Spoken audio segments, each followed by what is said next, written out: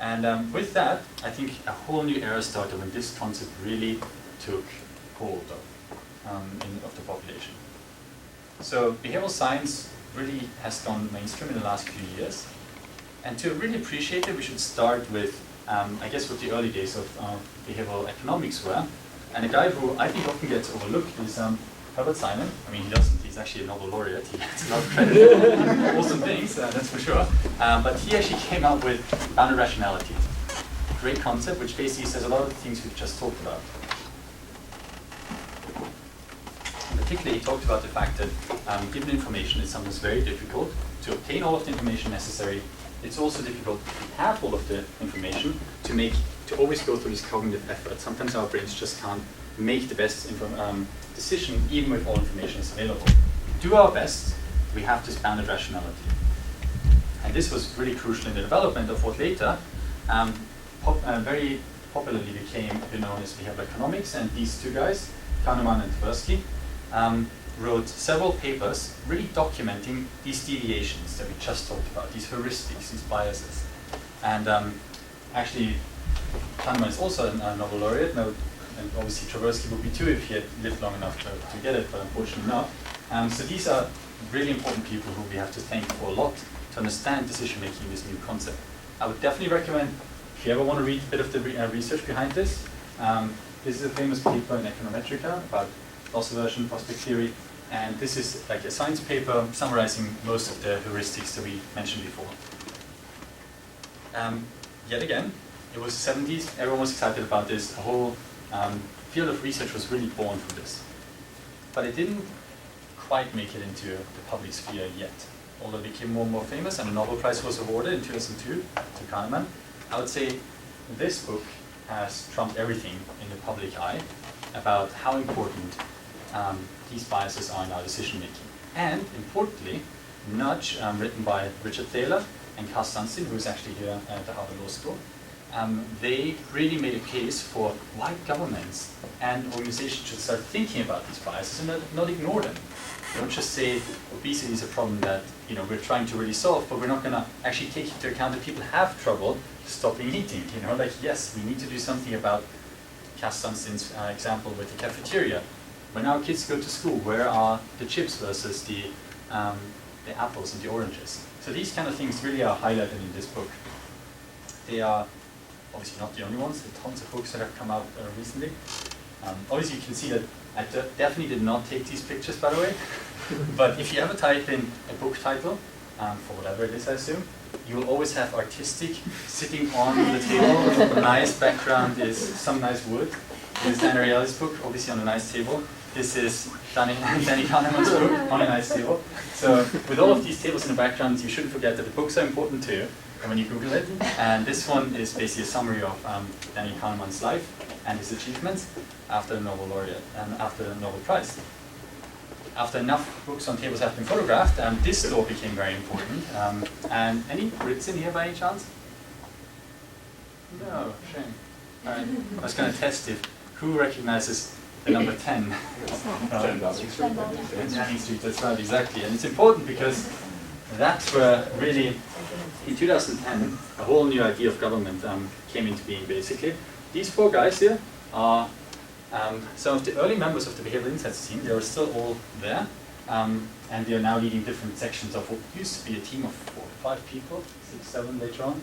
And then now it's somewhere in the 80 to 100 people, so it really grew fast. Importantly, they really started in government, in the center of government in the UK, and in the Prime Minister's office, or like his home, number 10, that's also where he started with the experiments, or at least trying to connect to people who he could do experiments with. And I should say, in hindsight, it looks like this was always going to happen, but at the time, it wasn't particularly easy to get off the ground. And in particular, because a lot of people were like, it's crazy, we're going to manipulate people, the nanny state, we don't want anything to do with this. And so, not too many agencies were keen on working with that new group in number 10. And so they did what I think was something quite brilliant. What's the kind of department in government that is not the most liked, usually by people, but also within government? Taxes. Yes. So they talked to the tax people who were glad that someone was interested in trying to help them. It turns out most people don't want to pay their taxes. Or if they do, they don't pay it on time. And it makes the tax authorities not happy because a lot of costs involved with getting these people to pay. And people have to pay penalties. So it's really not in their best interest either, because eventually they'll have to do it. I would say the behavioral insights team has done a lot of cool things. This is one of the most famous trials they have done, and it's super simple. It takes advantage of a simple line in a letter. And that's a social norm, and it says 9 out of 10 people pay their tax on time. And you would think, obviously, this isn't like the biggest insight ever, but it really can be, and I'll show you in a second why that is. And second, one of the things that people also overlook is the fact that not many people pay attention to what a tax letter looks like at the time it's being sent out. How many people of you have thought, we need the best guys to think about what this legal document is going to look like when we send it out to everyone? Very often, you hand it off to an intern who writes it up because it needs to go out tomorrow, and then Lily needs to see it, and they add 5 more paragraphs about all the things you're not allowed to do. And eventually it's like this kind of letter that no one wants to receive because no one understands what's going on. So these guys really sat down and thought about this very carefully. Yes, please. Is it true that 9 out of 10 people pay their tax on time? Good question. Yes, it is. And that's actually a really good question to ask yourself always when you are in organizations and in government. Do you want to lie to people? If you're the government, I would recommend you don't. It usually pays off if people know that they can trust and rely on you telling the truth. But they actually did some variations. They always wanted to make sure that they said what was actually true. And in particular, I'll show you this one. When they went down to a more local area, they could be more precise, right? They could say 95% of people pay their taxes on time. When it was true, that's the kind of information you want to include, right? And so the local norm actually is exactly an example of that. When they said 9 out of 10 people, so let's say it's 9 out of 10 people in your town pay their taxes on time. It increased payments within 23 days, or after 23 days of receiving this letter, by 2 percentage points. And keep in mind, the 23 days is just an arbitrary deadline, legal, but it saves people money and the government, so that they're not filing late. The same is true if you tell people with a debt like yours, they will pay on time, and if you combine it, it has an additional effect. So, do you have a question? I'm wondering for countries yes. that do not have 9 out of 10, and it's like, let's say it's over 50%. Right. But let's say it's 6 out of 10. What do you think? What would happen? I mean, it wouldn't be a good sentence, but like, how could you? Would there be a shame, or like, do you have? Could you do that because you don't want to? First question is, do you think it would work? Oh, I don't think, because you're actually making people feel that they belong to the norm. So it's like the wrong thing to do. Right. So basically, 2 out of 10 people are paying their taxes on time. Wow, what suckers. Everyone else is getting away for free, right? Yes, very good concern, and in fact, it's not the kind of thing you want to try lightly. So this is why, and I'm glad you asked this, because this is why we can sometimes really use these lab experiments that often seem not like the real thing, but we can use social norms, and in the lab, artificially vary whether it's 2 out of 10 or 8 out of 10 or 9 out of 10, and we understand how social norms work, right? The mechanism behind social norms. And so to your point, yes, it would be dangerous to put this into place in letters like this, because it's unlikely to work. In fact, it could backfire. The guy who is most famous for social norms is Cialdini, and he has some very cool experiments where he basically shows it depends on what people perceive the norm to be in an area. So if you put out signs that say please don't litter, and it's super clean around it, no one's going to drop their Coke bottle and walk off. They'll try to pick it up. But if you have that same sign and the whole street is littered, people are like, yeah, right. I'm not going to be one person cleaning up after everyone. So I think one of those things we should take away from this is we should trial what we can, but we need to use common sense and research that other people have done already to inform the interventions you're making. Not that you sent the wrong thing out. Cool. So after this success, and I would say it was a big success, it was a big success because this one line is almost nothing. It takes someone just think about this for a bit, an afternoon, and maybe a bit more if you want to be very careful about your wording, to figure out what you should say using the literature on behavioral science, and you can save a lot of money. These are percentage points on millions of people. That's a lot of money saved, with a very simple line. So they became very, very popular very quickly, and a lot more people wanted to work with them. And so let me just, okay, so you have a question? So something that you talked about when you were talking about the science, and so it was really the context which was important, like it was Right. treated as literature. Okay, Yeah. so Yeah, that's an example. Actually, it's not just that it needs to be in the physical environment. We have a study actually where we look at, so OPOW I mentioned before, they use social norms and they show you basically how much energy have you saved and how much have your neighbors saved. And when you're the person that's kind of behind your neighbors, you kind of feel bad about it and you start saving energy because you want to feel good about yourself and you don't want to be that one neighbor who doesn't do it, right? Now, we look at actually variation across states, and what we hypothesize is that in some states, your neighbors really care, right? Like California probably is a pretty likely case where people care about us saving energy, and it's a pretty democratic state and things like that. So there's a good reason to believe that the neighbors you're going to sit down over lunch with or at dinner might care about this issue too. So when it comes up, you don't want to be that one neighbor who says, yeah, no, I'm definitely not saving energy. I'm like this really bad guy who has the pool running and the lights on all night. So in those states, we would expect higher savings rates.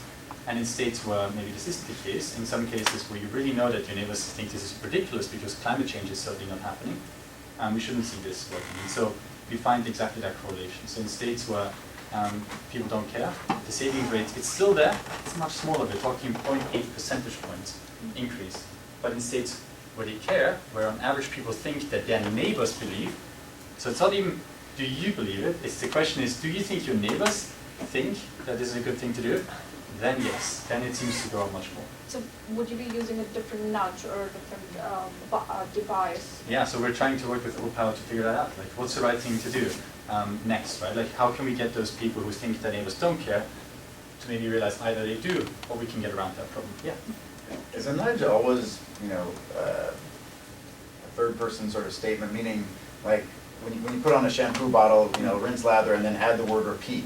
Is that a nudge? Because you're kind of giving a command when you say that, but obviously it's a command that had a big impact on people, right? Interesting. I haven't thought about it. How often do you repeat? Like, do you keep going? You're like, oh no, gotta put it on again? Like, do you keep... Well, I mean, like when they add to that word, apparently, I don't know, whatever the amount that, millions of dollars that they've earned by all these people. That's fascinating. So I didn't know that. That's, I didn't know about Everybody know this example? No? Yeah. Yeah. All right, cool. Okay. No, I mean, I totally believe it. So that would be a good example of a nudge. It's really just saying that you should do this again, and then people follow it, although there's no reason to do it otherwise. It's a good example. I actually haven't heard of it. I'm going to look this up. This is cool. So I'm going to quickly tell you, I think, let's see how we're on time. So we have about 15 minutes left. So what I would like to do is, one of the things that we're going to talk about more is the methodology itself. I just want to mention like how BIT, like the Behavioral Insights team, I guess BIT too, but BIT in particular was successful because a lot of these reasons, but in particular I think they figured very early out that you need to have a good methodology. And this is what this course is really about, teaching you the methodology. This is a group of 5 people who came to government or were appointed in number 10, who were not particularly liked, and within a few months turned it around, saved millions for the government, and now are spun out as their own startup. And all they did is actually use science, evidence-based science, and then, like you asked before, went into the actual environment and tested it robustly. So they could go back to politicians and say, now check this out, we actually made it better.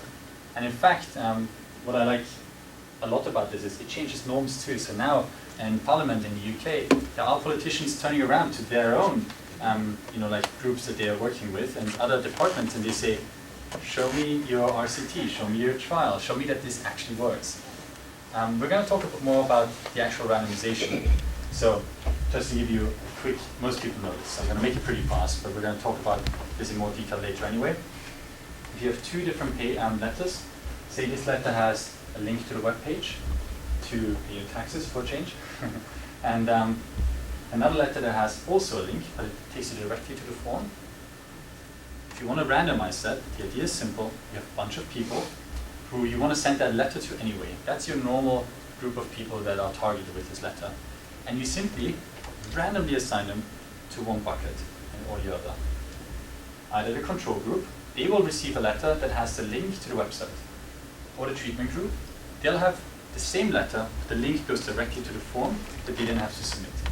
And keep in mind, the website has the same form, you just have to find it. It's easy, right? Like it's just the tax authority's website, most popular place. So imagine you're in this group, so web page, it's about a 20% return rate in this particular case, but if you were to send them the link directly to the form, turns out that's another 4% increase. And again, very easy to do, you just have to think about the behavioral friction. And you have to randomize to know that this is actually a causative effect. So we're gonna have two more things I want to do. So in this case, I want to make this fairly short, but I would like you guys to turn to each other, your neighbor, and talk about the following question, which is one that will come up all the time when you talk to people who have not taken this course, another course at Harvard about randomizing. Is randomization ethical? I'd like you guys to take like a couple of minutes to chat about that, and then we're going to come together in a big group, and I would like to get people a bit going about like what they actually think. Is this the right thing to do? Are we doing something ethically that's good, or something that's bad for us? In what sort of context? In general, that's right actually, not clinical trials, let's leave that out for a second. Social interventions, the kind of thing that I've just been showing, like tax letters, or energy savings, things like that. So not clinical trials, not natural sciences, we're going to focus on these kind of social interventions. Is that good? All right, let's do it.